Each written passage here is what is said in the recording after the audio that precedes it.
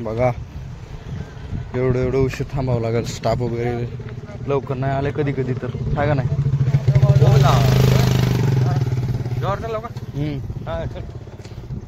चला, आठवणीतली शाळा आमची.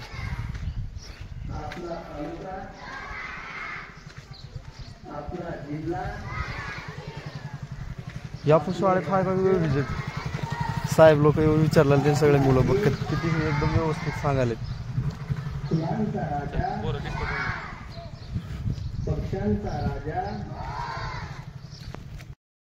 दुपारचं जेवणाचं ठिकाण कास्ती. झाड त्या झाडच आहे तिकडे, डोंगर नाही ते. आज सकाळपासूनच तब्येत बरी नसल्यामुळे 2 गाव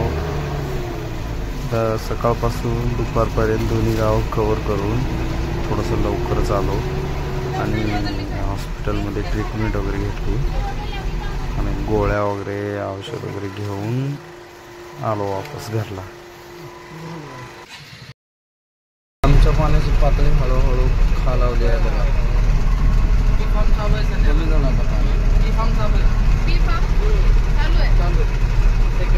रस्त्याच्या जवळ येत होतं पाणी, खाली हळूहळू खाली खालावत चाललं.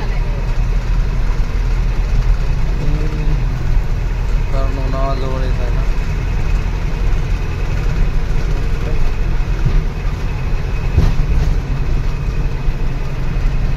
कसलं धोकादायक असते. कुठली गाडी अजिबात दिसणार साईडचं. हा हे दुराळा जर आहे, डोळ्यात गेलं एखाद्याच्या तर मागून जाणार आहे 2 व्हीलरचं. पुढची अजिबात साईड दिसणार. रिक्षा, अरे बापरे. अहो पुढची जर तेव्हा अजून सांडलं बघा. त्याने व्यवस्थित सुद्धा बांधत नाही त्या गाड्या. अजून मागून उघडाय त्या ह्याच्यापाशी.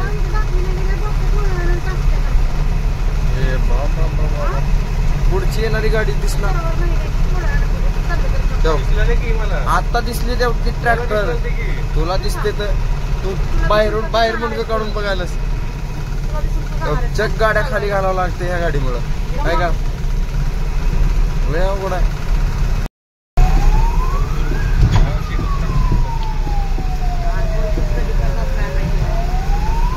नागूर लांबूनच भुकते.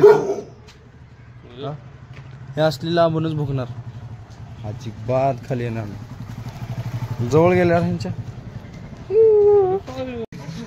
पाहिजे.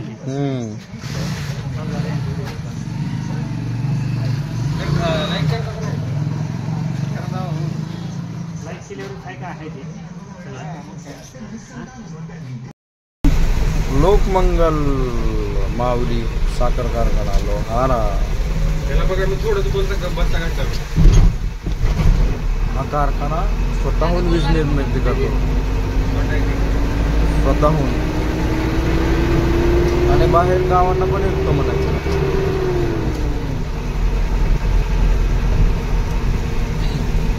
ते सकाळी आणलेलं भुसा, त्या भुसावरून हे कारखाना वीज निर्मिती करतोय. बघ कसं डोकं चालवत असं. आणि तेच वीज गावाला, खेडेगावाला विकते. म्हणजे इन्कम पण याचीच, प्रॉफिट पण ह्यालाच.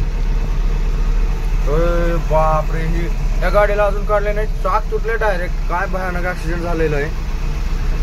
ड्रायव्हरच्या अनियंत्रण चालवण्यामुळे गाडी भल्या मोठ्या खड्ड्यात जाऊन पडली. आणि इथं म्हणजे ट्रॅक्टर एकमेकाला ओव्हरटेक करायला बसले.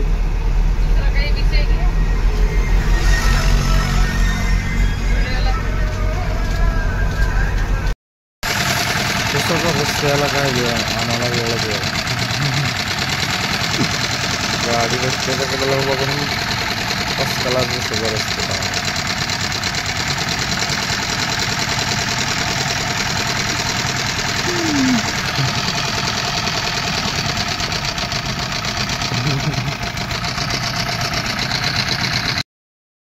आम्हाला जाऊन वापस यायला 7:30 वाजले बघा.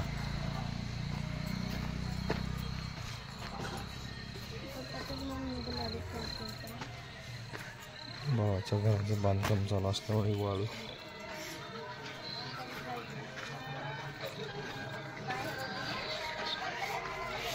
आलं.